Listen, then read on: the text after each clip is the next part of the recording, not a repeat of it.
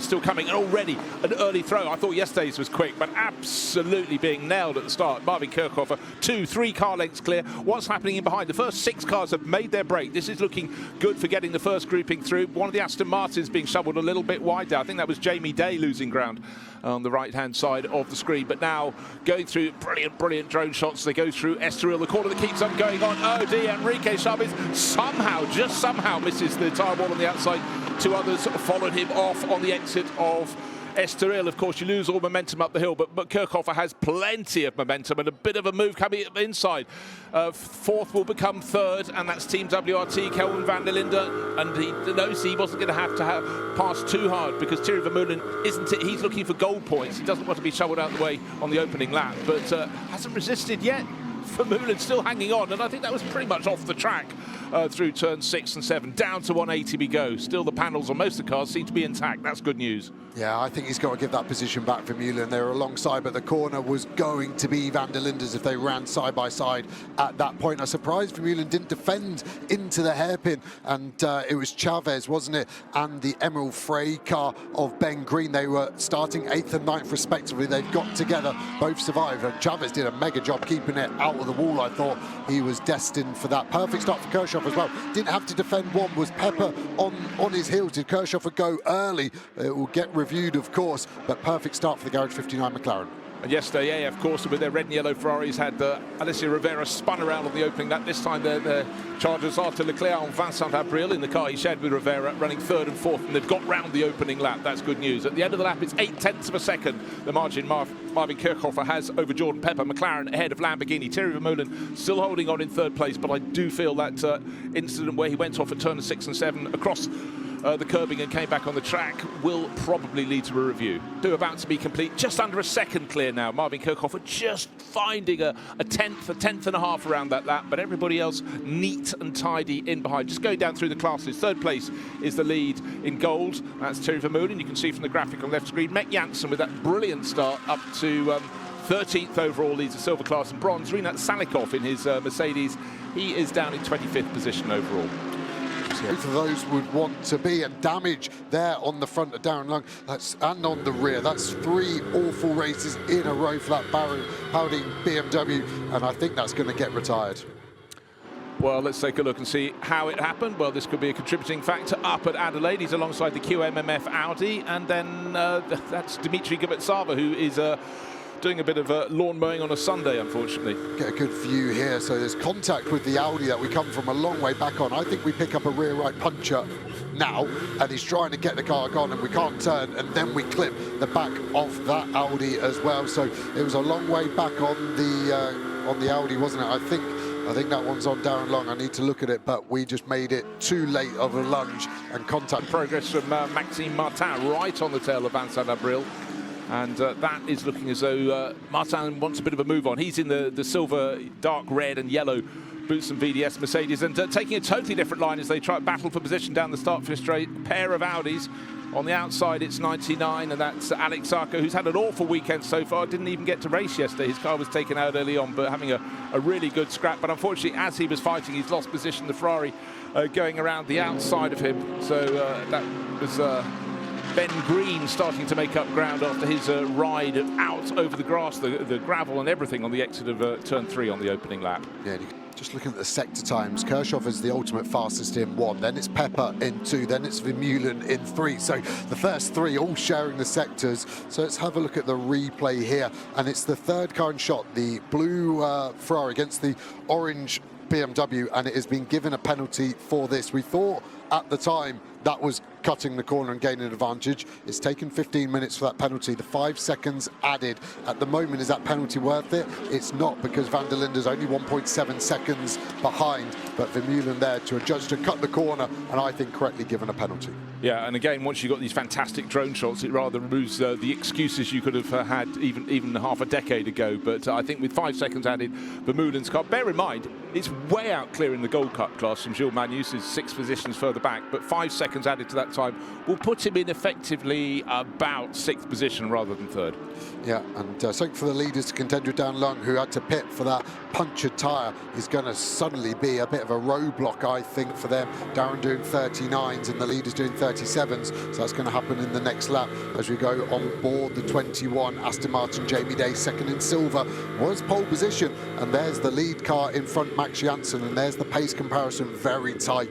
Less than a 10th over the last 3 laps, just 12 hundredths on lap 7, 58 hundredths lap 8, and then 77 hundredths the previous lap. Dustin Blackner is a massive fighter, isn't he? He just loves a scrap, and he's getting really, really stuck in. And right alongside him, the Lion Speed GP car pushing and not letting him through. Gabriel Rindon resisting, but could only do it so long. The Ferrari from Kessel Racing has had pace all weekend. Right, you've won them more.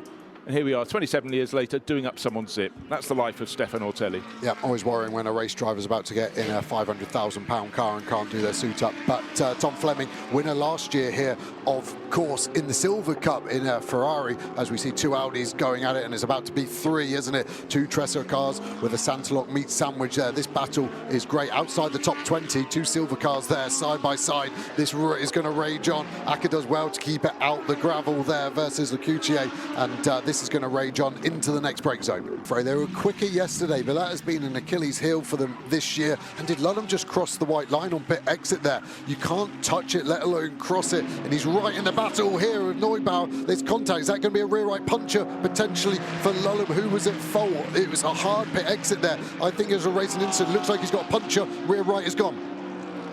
Good spot. Cruel luck for Chris Lullen there, but you can see he's spotted it. He gets the Adelaide hairpin. Of course, it's right at the start of the lap. He's got a limp the whole way round. But take a look, the pit window's still open, but the track not quite open enough for both of those Ferraris to go through.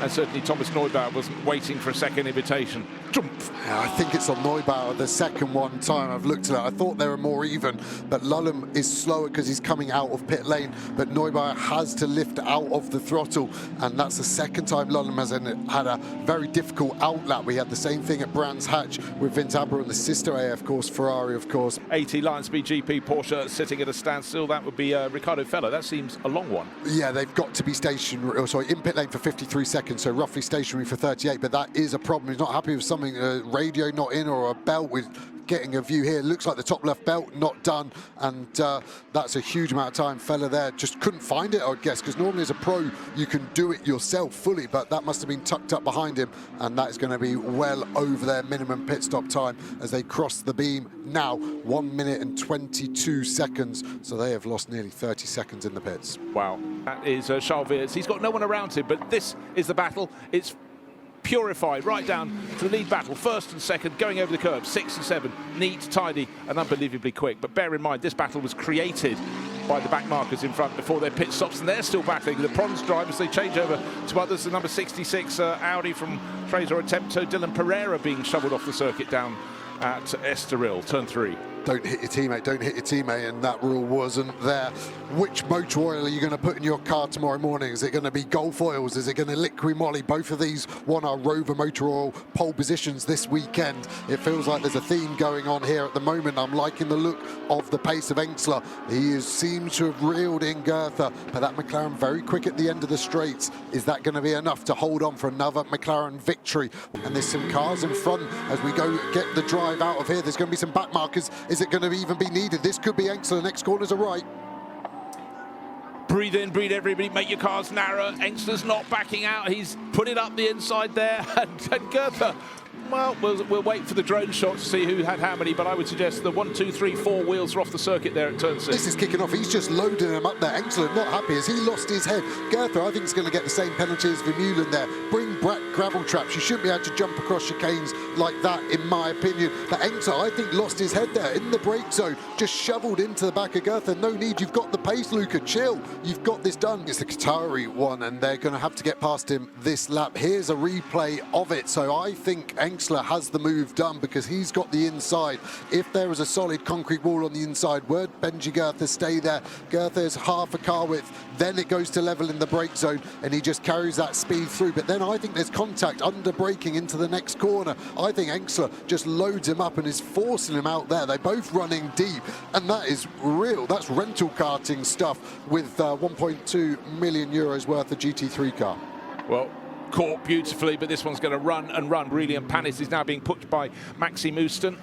Panis second in class, in the silver class, in the VDS. Boots and VDS Mercedes, and tucked in behind it, chasing all the time. Paradigm Competitions, Maxime Houston, that slow pit stop, and he's trying to fight back. Clearly the car's got pace, but certainly Aurélien Panis, son of Olivier, is not going to be opening the door and say, come on through. But in turns, Kobe Powell's leading the class in the silver class, 12th overall by 7, nearly 8 seconds. Is it going to be a class double for them here in Magny-Cours? Yeah, I think you're absolutely right. I mean, for Charles Wirtz, this is just great. If he finishes in third place, they will extend their championship lead to their closest rivals. Their closest rivals are only in 11th place. Maro Engel handed over to Lucas Hauer. Prayers being said by Jordan Pepper, please bring the car home. Which is going, please get 16.5 points for the win. But at the moment, running around in second place overall, as close as you like it. But what's closing in is the BMW of Charles Wirtz, championship leader, doing a champion-elect sort of job, but it's super close on points. It's super close on his track limits as well for Charles Wirtz. How much time have we got left? 12 minutes remain in this race. See that right in the top of the graphic on the left-hand side of your screen. 28 laps completed, 0.4 of a second between them. I think this is going to come down to one move, and I think it's going to be dictated by traffic. Yeah, or is it a mistake from this McLaren? The rear tyre grip hasn't been there from the start. They changed tyres in the pit, so there were fresh tyres for Benji Girth, but the pressure's wrong in the delta between front and rear axle too much. If they had to trim the rear wing out of that McLaren to keep it fast after the balance of performance adjustment after qualifying, so many options, but Engstler just able to stay there.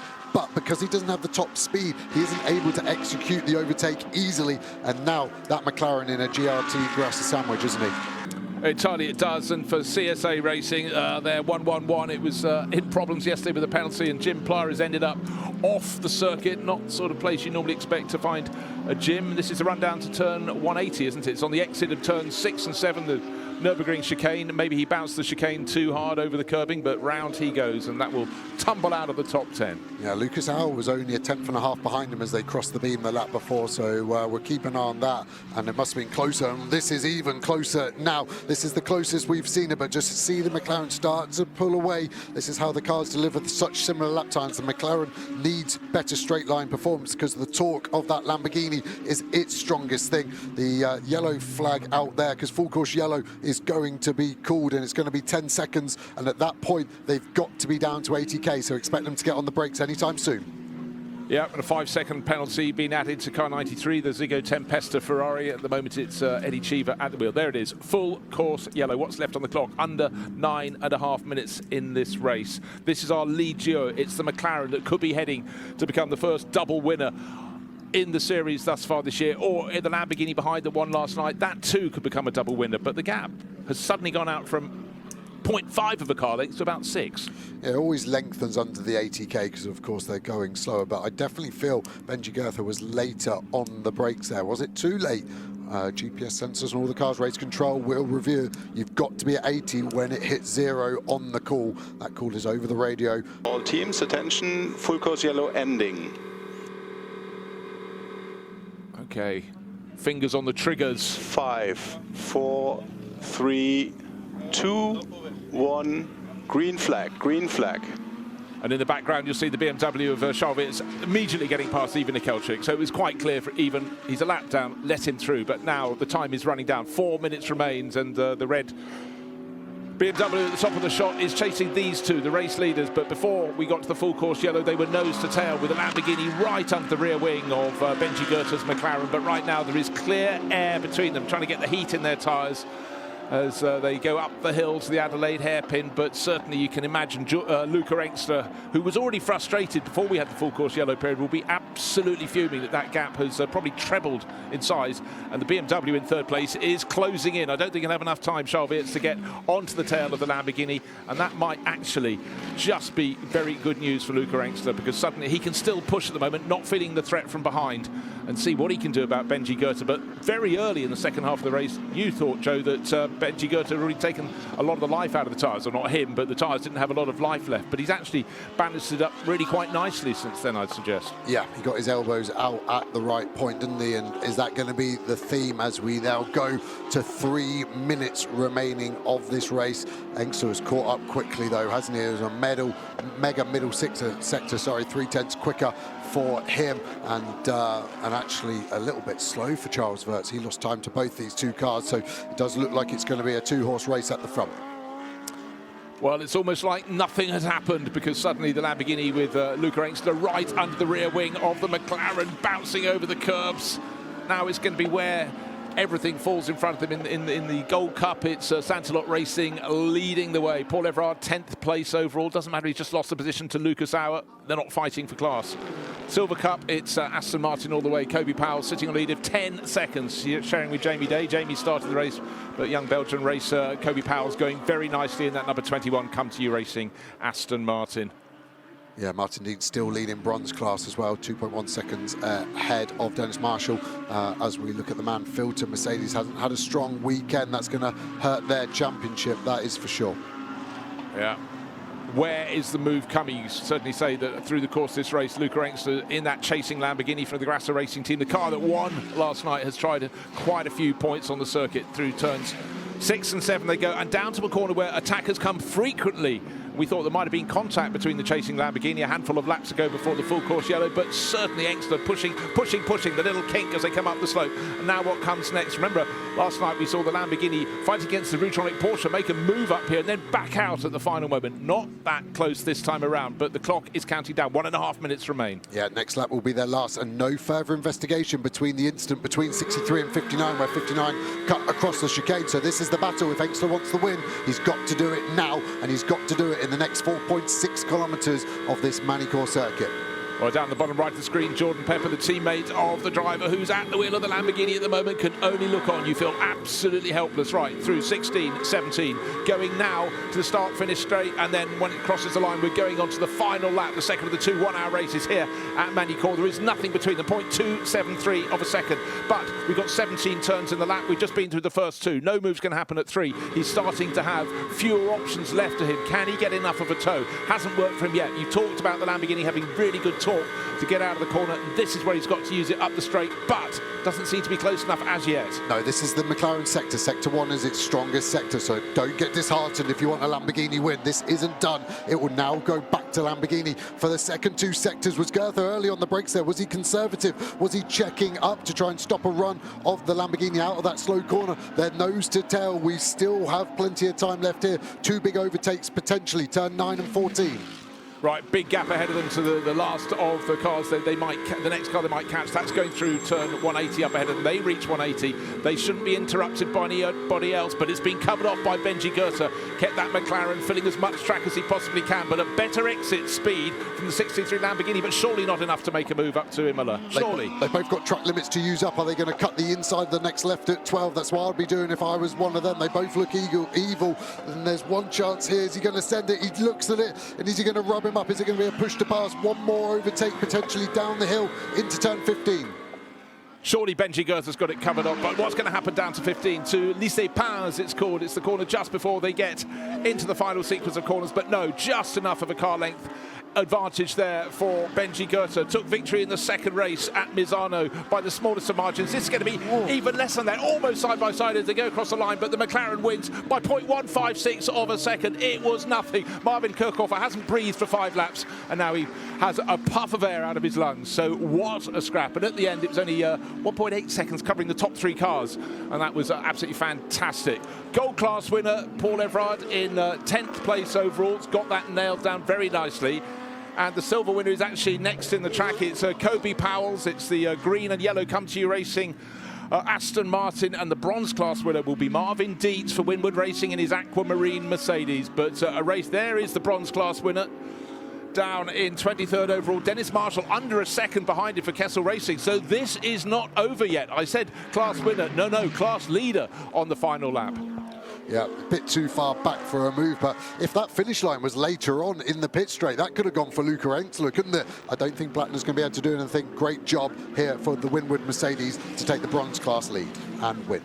Yeah, neat and tidy. Kessel Racing, though, continues to show super strong forms. They're putting points in the bank every time around. But Benji Goethe hangs on to take victory in the number 59, Garage 59 McLaren, but only just from Luca Engstler. 0.156 of a second, and only a second and a half back to the driver in third place, Charles Weerts, in the number 32 BMW. But job really well done. But what a result for Benji Goethe and Marvin Kirchhofer by the giant margin of 0.156 of a second, a blink of an eye or less, ahead of Luca Engstler and Jordan Pepper with the Lamborghini. So it's McLaren from Lamborghini and more manufacturers to follow. Look, top 6 positions, 6 different manufacturers. Charles Weerts, Kelvin van der Linde, third in their BMW, fourth for Alessio Rivera, Vincent Abril in their Ferrari, Patrick Niederhauser and Sven Muller, fifth in their Porsche.